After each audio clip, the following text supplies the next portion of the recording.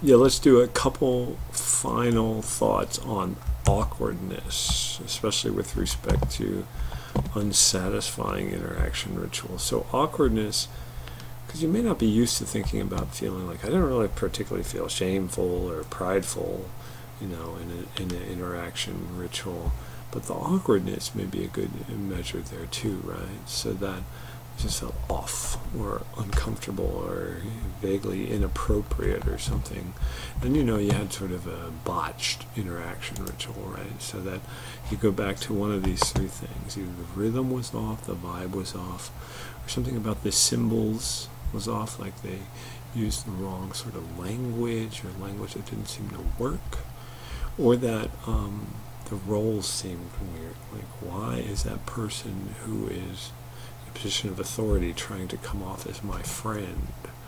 Or the opposite, conversely, why is that friend trying to come off as sort of my boss or something? I don't really like that. That doesn't feel good, right? That may be more angering than awkward or whatever, right? So, yeah, the last thing I'll say is that, yeah, if it's not awkward, like I said, you'll have positive emotional energy, and you'll want to repeat it. And so it sort of becomes like the people with who you hang and you have positive interactions, and they sort of chain together. And there's sort of interesting theories about how that works. Whereas unsatisfying interaction rituals, you can say, ooh, awkward, and then you may tend to avoid that person or that situation in the future, right? I think that's enough now for just talking about sort of the basics of a satisfying or unsatisfying interaction ritual and its components. One last final thing we'll say about the sociology of emotions is that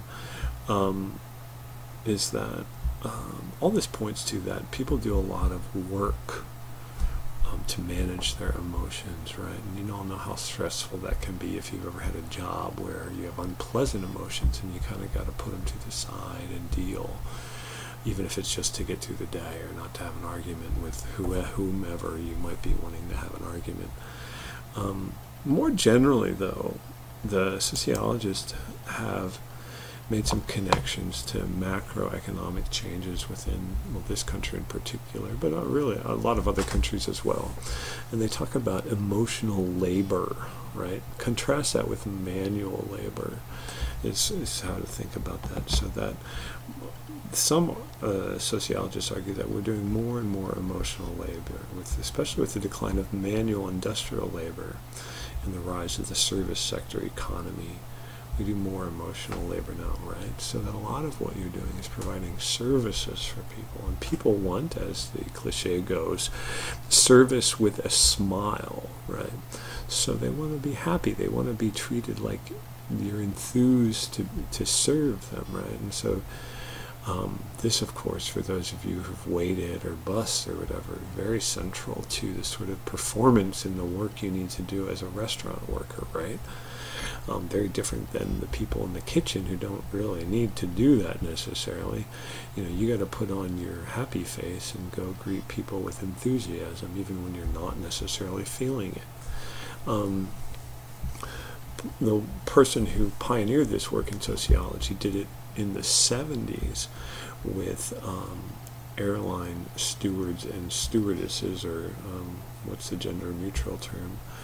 Attendants, flight attendants, right? And now, of course, air travel has become less prestigious and less pleasant than it used to be. But back in the 70s, there really was a lot of emphasis on making people feel like they were, something special when they were flying. It's kind of hard to imagine now. Flying is so unpleasant, in my opinion. But back then, they really just, were told that, you were selling this experience of being on a plane and being sort of, privileged enough to do that. So that it's an interesting thing to think about. Related, of course, also to the pastoral work. Of course, we don't tend to think of that as work sometimes, but it's work as well. Are you managing your emotions? Are you sort of connecting to the various pastoral needs, a lot of which is emotional within your congregation, right? So that's a big change within the last several decades, really, the degree to which people are being asked to sort of work on their emotions, manage them, produce the right feelings, and certainly to show them, or at least to perform them well enough so that they're convincing for your clientele and your audiences. Okay, so that's the last thoughts I think I have on emotional labor.